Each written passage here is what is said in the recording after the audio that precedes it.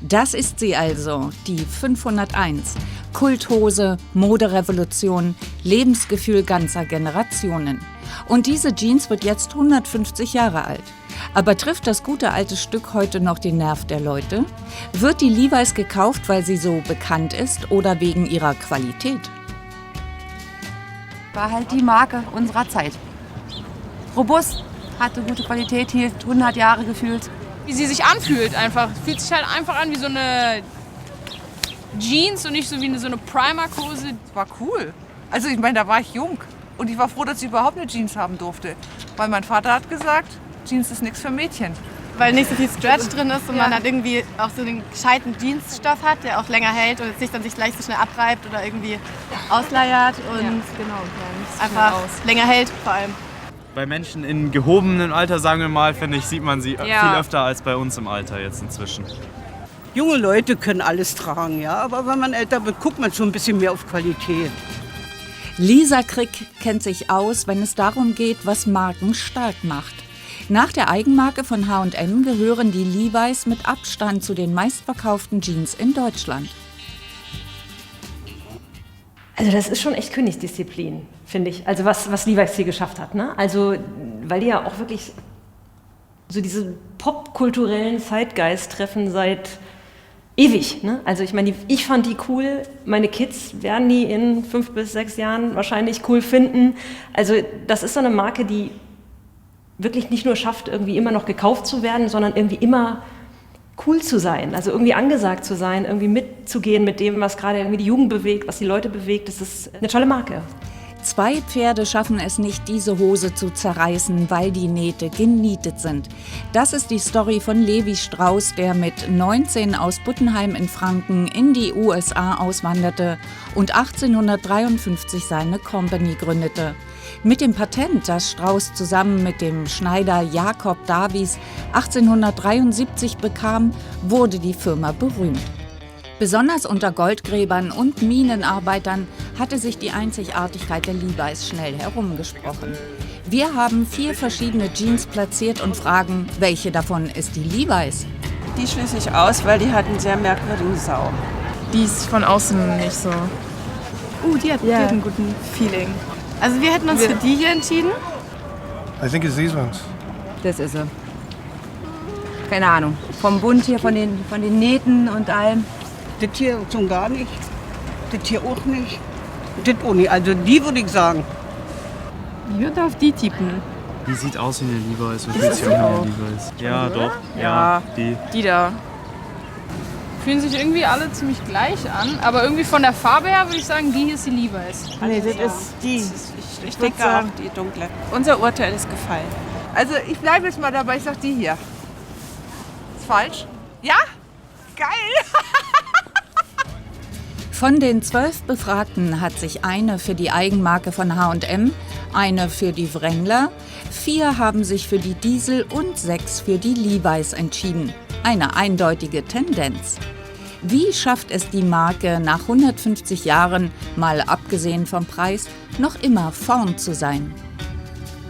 Ich glaube, dass Levi's was macht, was wir eigentlich Marken gar nicht empfehlen würden.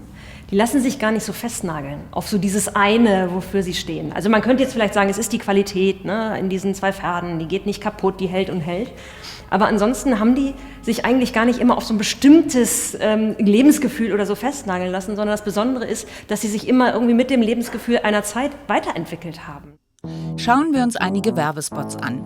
Levi's geht nicht nur mit der Zeit, sondern ist seiner Zeit voraus. 1995 setzt die Firma schon auf Transgender.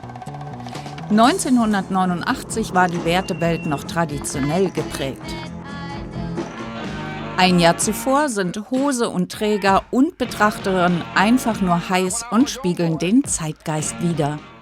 Da war eine Menge Musik drin für die Damenwelt. Ständig guckt man den Herren auf den Hintern, die Herren oben unbekleidet. Also es ging so in die Zeit, wo auch eine Frau sagen durfte, sexuell selbstbestimmt zu sein und sich eben auch erfreuen durfte an attraktiven Männern. Und das hat Levi's perfekt zum Ausdruck gebracht damit. Ja.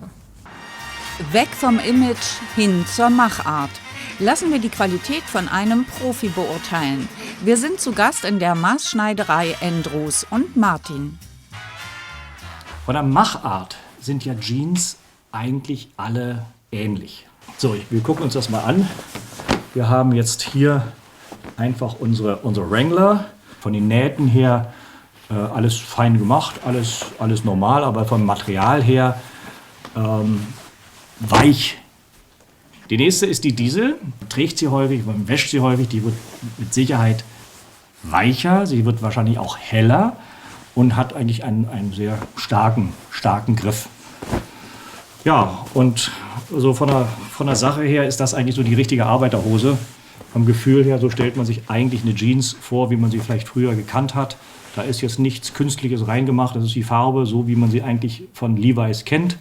Das ist die Farbe, wie Jeans nach 30 Mal Waschen aussieht. Ja, und die letzte, ja, das ist die, wenn man sie so möchte, eine gewisse Form No-Name. Es gibt kein Label, es ist preislich auch Einstieg. Weiches Material, dünneres Material. Das hat schon so ein bisschen, hat auch ein, das ist die einzige Hose, die auch ein bisschen riecht, wenn ich sie aufschlage. Also da ein bisschen muss man mögen. Bei der Qualitätsbeurteilung des Profis fallen Wrangler und H&M durch. Diesel und Levi's bestehen. In einem aktuellen Spot wirft Levi Strauss & Co. alles in die Waagschale. Qualität, Tradition, Rebellenimage, Diversität und Wiederverkaufswert. Das heißt auch Nachhaltigkeit, ausgedrückt in zerrissenen Jeans. Eine Levi's hat mehrere Leben. Ne? Also man kauft die und dann hat die vielleicht irgendwann, 3 Jahre später hat man keine Lust mehr drauf, verkauft sie, verschenkt sie und jemand anders trägt sie. Das ist so ein ganz zentrales Ding. Weil das kriegt ja jetzt auch wieder Relevanz, auch für die neue Gen Z, ne, die so nachhaltigkeitsorientiert sind. Wir sind im Produktionslabor der Berliner Hochschule für Technik. Um unsere Jeans miteinander vergleichen zu können, werden 5x30 cm lange Teststreifen aus den Beinen der Hosen herausgeschnitten. Die Ränder werden leicht herausgefranst. Das gehört zum Testaufbau nach DIN-Norm und dient der Vergleichbarkeit. Sie werden in das Extensometer eingespannt und dann gedehnt bis zum Zerreißen. Wir wollen messen, welcher der Jeansstoffe unserer Kandidaten am meisten Widerstand leistet. Auf moderne Art simuliert die Maschine die beiden Pferde auf dem Levi's Lederschild. Frank Honeck ist Levi's Fan und gespannt wie die Jeansstoffstreifen.